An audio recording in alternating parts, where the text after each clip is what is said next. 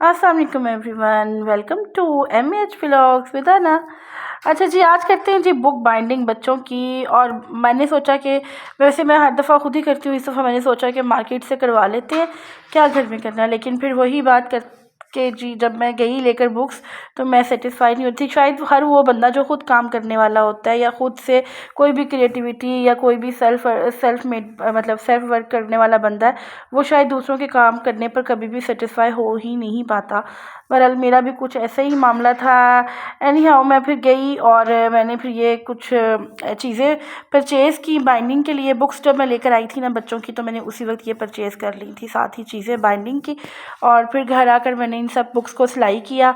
पहले तो कील से इन सब बुक्स में सुराख किए, जो थोड़ी बारीक बुक्स थी, जो मतलब जो इनका जो ज़्यादा मतलब नहीं थी, हैवी नहीं थी, उनको तो मैंने सुई की मदद से ही, मोटी वाली जो होती है ना, सुआ जिसको बोलते हैं, उसकी मदद से ही ना मैंने उसमें सुराख कर लिए। और जो ज़्यादा मोटी बुक्स थी, जो हैवी थी बहुत ज़्यादा, उनके अंदर भी मैंने कील से सुराख किए। तो जी बड़ा अच्छा सिलाई करके उसके ऊपर फिर मैंने ये एक्स्ट्रा शीट उनके साथ पेस्ट कर दी ग्लू के साथ। और उसके बाद फिर मैंने ये जो है टेप, बाइंडिंग टेप, इनको मैंने इसको लगा दिया बिल्कुल एज़ प्रोफेशनल वे से। और बिल्कुल भी पता नहीं चल रहा था कि ये घर पर बाइंड हुई हैं या मार्केट से। और बिल्कुल सेम इसी वे से मार्केट वाले भी कर रहे हैं, लेकिन वो पिन लगा रहे थे और पिन पर मैं सेटिस्फाई नहीं हो रही थी, क्योंकि लास्ट टाइम कुछ बुक्स ऐसी थी जो मतलब बाइंडिंग हुई हुई मिली थी मुझे शॉप से। तो वो फिर मैंने घर पे बाइंडिंग नहीं की उनकी, लेकिन वो बीच में सेशंस में ना, बीच में आकर उनके ना सारे पेजेस निकल गए थे। और इस दफ़ा बच्चों की डायरीज़ जो हैं वो बहुत ख़राब हुई थी। तो इस दफ़ा मैंने जो उनकी डेली होमवर्क डायरीज़ है ना, वो भी मैंने बाइंडिंग करती हैं सिलाई लगाकर ही घर पर, बिल्कुल प्रोफेशनल तरीके से, जो कि अच्छी भी लगें और उनकी लुक भी बड़ी अच्छी निकल के आई है। ये देखें, अभी जैसे ये ना थोड़ी सी हैवी बुक थी, तो इस पे ये टेप ठीक से नहीं लग रही, मैंने इनको डबल कर दिया, तो एक खूबसूरती भी आ गई और मजबूती अपनी जगह पर रह गई। तो बच्चे बहुत खुश थे। इस तरह बच्चे अपनी मर्ज़ी के ना मुझसे वो लगवा लेते हैं कि जी अब हमें ये वाला डिज़ाइन बनाकर नाम लिख दें, ये कर दें, वो कर दें।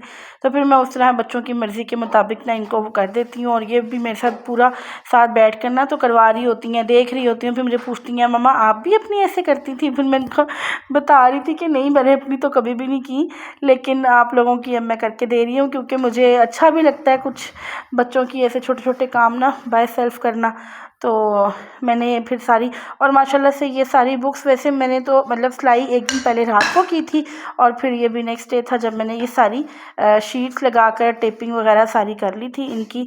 और साथ ही मैंने इनकी कॉपीज़ पे भी कवर चढ़ा दिए थे, और इसी तरह से मैंने इनके नेम टैग्स भी इनके ऊपर लगा दिए थे। बच्चे तो वैसे इस दफ़ा कहते कि नेम ऊपर ना लगाएं, जैसे मोमना क्लास 6 में है, तो वो मुझे कहती कि नेम के जो टैग्स हैं बेशक आप ऊपर ना लगाएं मामा। लेकिन मुझे होता है कि बच्चे अक्सर बुक्स भूल आते हैं, तो गलती से किसी और की बुक बैग में रख ली या कोई टीचर को दी तो मतलब चेंज हो जाती है, मिसप्लेस हो जाती है। एटलीस्ट ऊपर नाम लिखा हुआ हो ना, अलग से टैग लगाओ जो प्रोमिनेंट भी हो रहा हो, तो उसमें फिर बड़ी इजी रहता है कि बच्चों को ना किसी भी किस्म की मिसअंडरस्टैंडिंग का ना सामना नहीं करना पड़ता। ये जैसे ये टैग्स मैंने लगा दिए थे इस तरह से, ये लग तो कुछ यानी कि अलग ही नज़र आ रहे हैं, तो इन अलग ही नज़र आने वालों का फ़ायदा ये हो जाता है कि किसी एक दूसरे की बुक्स उठाकर ये लोग फिर घर पर नहीं लाते। अच्छा जी, आज छोटा सा व्लॉग बस मैंने यही बनाया था। अपना बहुत ख्याल रखिएगा, फिर मिलते हैं इंशाल्लाह। अल्लाह हाफ़िज़।